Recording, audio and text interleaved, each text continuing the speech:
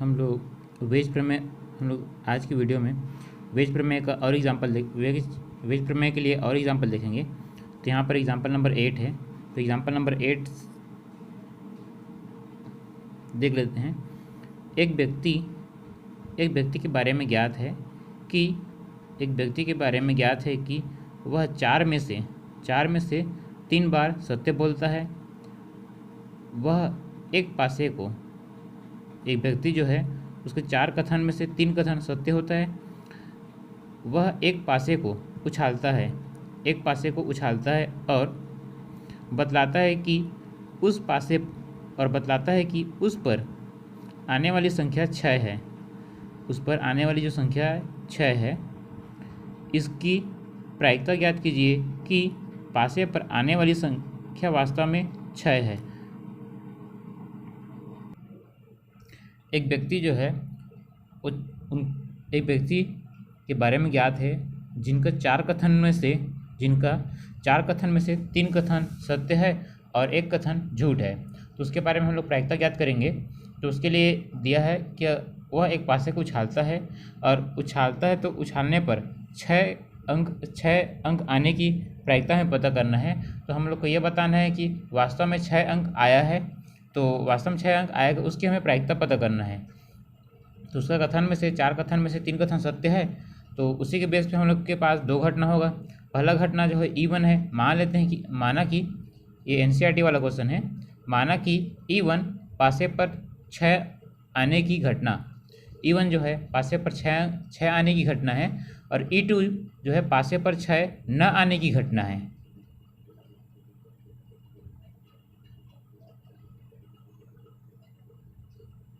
पासे पर 6 आने की घटना E1 है और E2 जो है पासे पर 6 न आने की घटना है।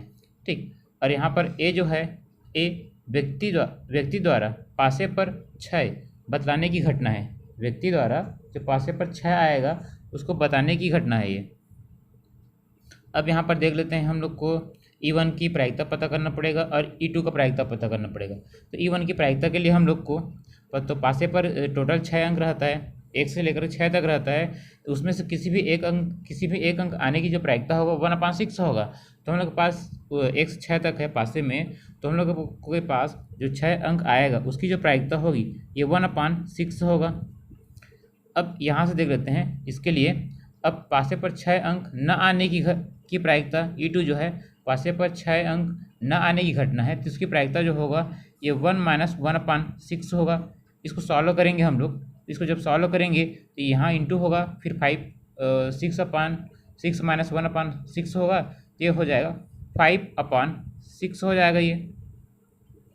तो पासे पर 6 न आने की प्रायिकता है ये 5/6, और पासे पर 6 आने की जो प्रायिकता है ये 1/6 है। अब हम लोग इसी के बेस पे इसकी वैल्यू पता कर लेते हैं। तो व्यक्ति की सच बोलने की प्रायिकता, तो व्यक्ति जो है वो सच बोलेगा, उसकी हमें प्रायिकता पता करना है। तो व्यक्ति की सच बोलने की जो प्रायिकता है ये होगा PA/E1 होगा। PA/E1। तो यहाँ से देख लेते हैं PA/E1 है। तो उसके सच बोलने की प्रायिकता है। तो सच जो बोलता है तो 4 कथन में से 3 कथन सत्य है, तो इसलिए होगा 3/4 होगा। 4 कथन में से 3 कथन सत्य है। अब यहाँ नेक्स्ट देख लेते हैं व्यक्ति के झूठ बोलने की प्रायिकता। तो व्यक्ति कितना झूठ बोलता है उसकी हम लोग यहाँ पर प्रायिकता पता करेंगे। सच बोलने की प्रायिकता तो 3/4 है। तो झूठ बोलने की जो प्रायिकता होगा ये होगा 1 - 3/4 होगा ये। अब इसको सॉल्व कर लेते हैं। तो इसको जब हम लोग सॉल्व करेंगे तो वैल्यू आएगा कुछ इस टाइप से 4 - 3/4, ये 3 है। तो यहाँ से हो जाएगा ये 1/4 होगा ये। तो जो झूठ बोलने की जो प्रायिकता है, व्यक्ति के झूठ बोलने की प्रायिकता 1/4 होगा। अब वेज प्रमेय का फार्मूला लिख लेते हैं, उसमें हम लोग पुट करेंगे वैल्यू को। फिर वेज प्रमेय के फार्मूला के अकॉर्डिंग इस टाइप से होगा। तो व्यक्ति के सच बोलने की प्रायिकता के लिए PE1/A इक्वल PE1 × PA/E1 अपन PE1 × PA/E1 plus PE2 × PA/E2 है। तो यहाँ पर हम लोग वैल्यू को पुट करेंगे, सभी वैल्यू को। सभी वैल्यू हम लोग के पास है, सभी की वैल्यू हम लोग के पास है। तो यहाँ पर P(E1) मतलब उस व्यक्ति के मतलब पासे पर 6 आने की घटना, मतलब 6 आने की, तो यहाँ पर उसकी प्रायिकता, तो ये होगा 1/6 होगा। इसके लिए जो होगा ये होगा व्यक्ति के सच बोलने की प्रायिकता, तो ये होगा 3/4 होगा। और इसके अपान वाली वैल्यू यहाँ पर लिख लेते हैं, तो ये वाली वैल्यू तो सेम होगी 1/6 इंटू 3/4 प्लस इसकी वैल्यू P(E2) की जो वैल्यू है ये है 5, यहाँ देख लेते हैं। P(E2) की वैल्यू 5/6 है, तो यहाँ पर इसकी जो वैल्यू होगी ये होगा 5/6 होगा इंटू इसकी जो वैल्यू होगी, इसकी जो वैल्यू है P(A)/E2 की जो वैल्यू है यहाँ पर है 1/4 है, तो ये होगा 1/4 होगा।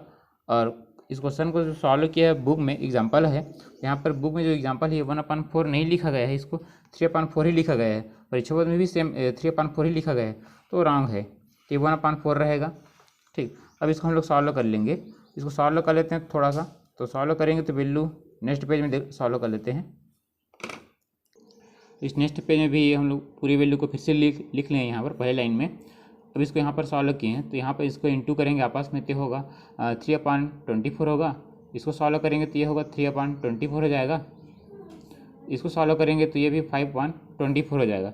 अब यहाँ पर इसको और थोड़ा सा आगे सॉल्व कर लेते हैं, तो होगा 3/24, ऊपर वाली वैल्यू चेंज नहीं होगी, नीचे वाली वैल्यू एलसीएम सेम है, एलसीएम मिलेगा 24 ही मिलेगा। तो यहाँ पर ये वैल्यू आएगा, ये दोनों ऐड हो जाएगा, तो हो जाएगा 8/24 हो जाएगा। अब ये 24 कटेगा, इसको ऐसा भी लिख सकते हैं हम लोग 3/24 इंटू 24/8 ऐसा लिख सकते हैं हम लोग। तो ये और ये कटेगा, तो यहाँ पर वैल्यू जो आएगी ये होगा 3/8 होगा, तो ये हम लोग का आंसर हो जाएगा। ठीक, मतलब व्यक्ति के सच बोलने की जो घटना है, जो कोई व्यक्ति है, वो व्यक्ति का जो कथन है उसमें 4 कथन में से 3 कथन सत्य बोलता है और वह एक पासा उछालता है, तो पासे पर 6 अंक आने की जो प्रायिकता है वो होगा पासे पर 6 अंक आने की प्रायिकता वाला जो सच बोलेगा उसकी जो प्रायिकता होगी वो होगा 3/8 होगा। अब एक एग्जाम्पल और देख लेते हैं हम लोग। अब हम लोग नेक्स्ट एग्जाम्पल देखेंगे, तो नेक्स्ट एग्जाम्पल इस टाइप से है, ये भी एनसीईआरटी वाला है। 1 वोल्ट बनाने के कारखाने में मशीनें ABC, मतलब मशीन जो है यंत्र है वो 3 है, ABC है। कुल उत्पादन 25%, 35% और 40% वोल्ट बनाती है। मतलब पहला मशीन A जो है ये 25% बनाता है, मशीन B जो है ये 35% बनाता है और मशीन C जो है ये 40% वोल्ट बनाती है। इन मशीनों के उत्पादन का क्रमशः 5, 4 और 2% भाग खराब है, मतलब त्रुटिपूर्ण है। तो यहाँ पर 5% है, 4% है और 2% है। मतलब यहाँ जो A के लिए है, मशीन A जो है ये 5% त्रुटि वाला मतलब खराब वोल्ट बनाता है, और जो B है ये 4% बनाता है, और C जो है ये 2% बनाता है। ठीक, वोल्ट के कुल उत्पादन में से 1 वोल्ट यादृच्छया निकाला जाता है और वह पाया जाता है इसकी क्या प्रायिकता है कि वह वोल्ट मशीन बी द्वारा बनाया गया है।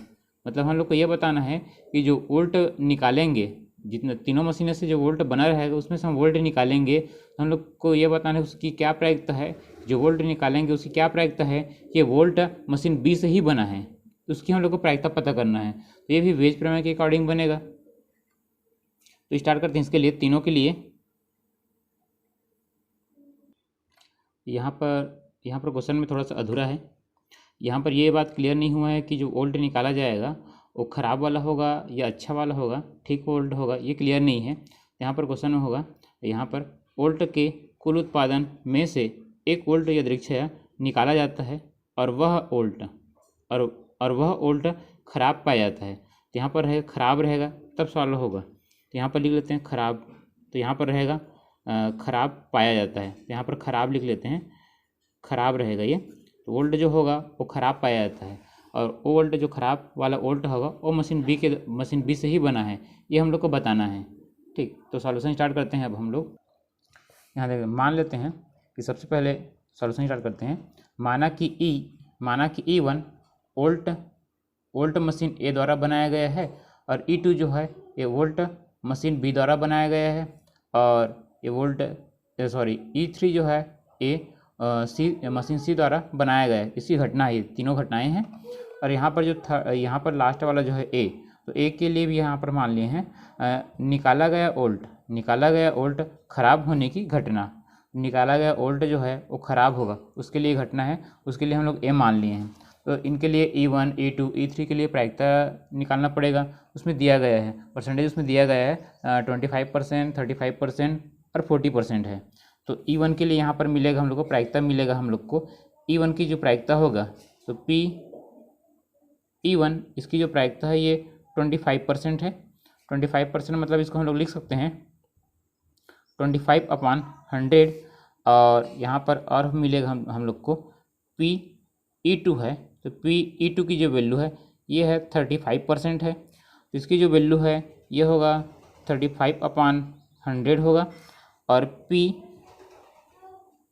E3 है, तो इसकी जो वैल्यू होगी यहाँ पर दिया है 40%, तो ये होगा 40/100 होगा ये। ठीक, तो E1, E2, E3 की प्रायिकता हो गया, तो ये वोल्ट बनाने की प्रायिकता है ना। अब यहाँ पर हम लोग और आगे देख लेते हैं, ये वोल्ट बनाने की प्रायिकता है। अब उसमें परसेंटेज के रूप में दिया है खराब वोल्ट बनने की उसके जो परसेंटेज दिया गया है, मशीन ए से मशीन ए के द्वारा जो खराब वोल्ट बनेगा उसका परसेंट 5% है, बी के द्वारा जो बनेगा वो 4% है, और सी के द्वारा जो बनेगा वो 2% है। तो नेक्स्ट पेज में उसको हम लोग लिख लेते हैं। तो यहाँ पर PA/E1 मतलब मशीन ए के द्वारा खराब वोल्ट बनाने की प्रायिकता है। तो इसके द्वारा खराब वोल्ट बनाने की जो प्रायिकता है ये 5% दिया गया है, 5% दिया गया है, तो ये होगा 5/100 होगा। और नेक्स्ट मशीन है मशीन बी, तो मशीन बी के द्वारा जो खराब वोल्ट बनाया गया है उसकी प्रायिकता जो है ये होगा 4% दिया गया है, तो 4% मतलब ये होगा 4/100 होगा। और एक और वैल्यू जो है मशीन सी के द्वारा जो वोल्ट बनाया गया है उसमें खराब वोल्ट जो है इसका जो परसेंटेज दिया गया है वो 2% है। 2% है मतलब ये होगा 2/100 होगा। ठीक, अब इन सभी वैल्यू को हम लोग वेज प्रमेय के अकॉर्डिंग हम लोग रख लेते हैं वैल्यूज़ को। ये होगा A/E1 है, तो ये होगा A/E2 होगा, और ये A/E3 होगा। तो अब यहाँ पर हम लोग वैल्यू को पुट करेंगे, सभी वैल्यू को यहाँ पर हम लोग पुट कर लेते हैं। तो ये होगा सभी वैल्यू को पुट करेंगे यहाँ पर, तो वैल्यू हम लोग के पास है, सभी के लिए वैल्यू है।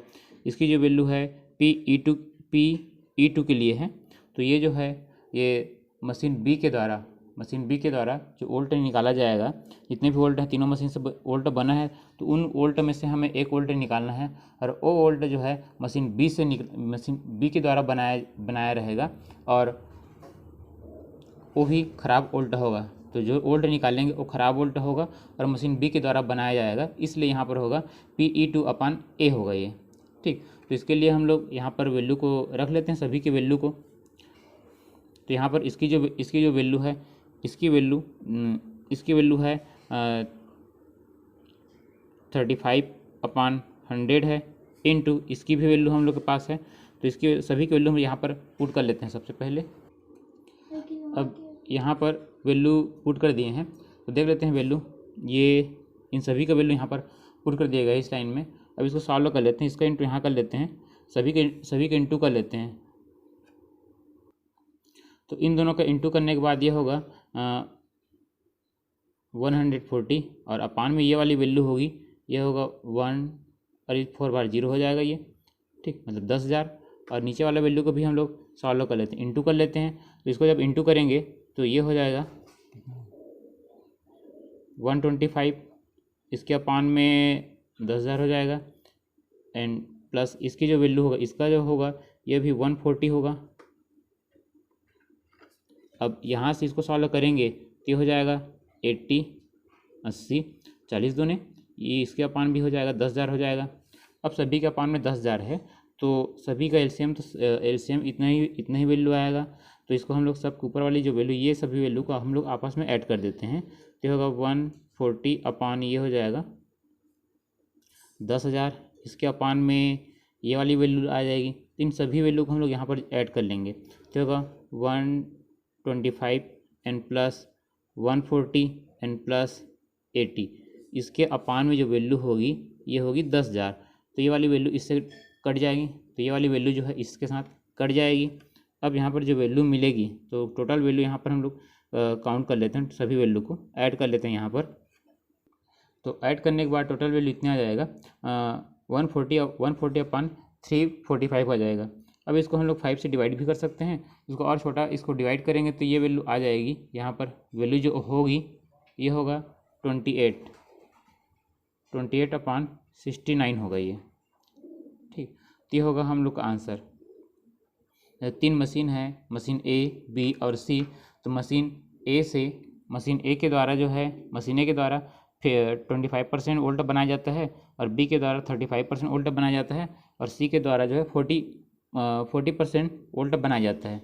और तीनों मशीन में ख़राब होने वाला जो वोल्ट है उसका परसेंटेज दिया गया है। तो पहला मशीन ए से जो है जो ख़राब होने वाला वोल्ट है वो 5% है, बी के द्वारा वो ख़राब होने वाला वोल्ट ख़राब वोल्ट 4% है, सी के द्वारा ख़राब वोल्ट 2% है। तो इसके बेस पे अगर जितने भी वोल्ट है उन वोल्ट में से अगर हम लोग एक वोल्ट निकालेंगे और वोल्ट ख़राब है, तो ख़राब है वोल्ट और वो ख़राब वाला वोल्ट मशीन बी से अगर निकाला जाएगा तो उसकी जो प्रायिकता होगी वो होगा 28/69 हो गई है।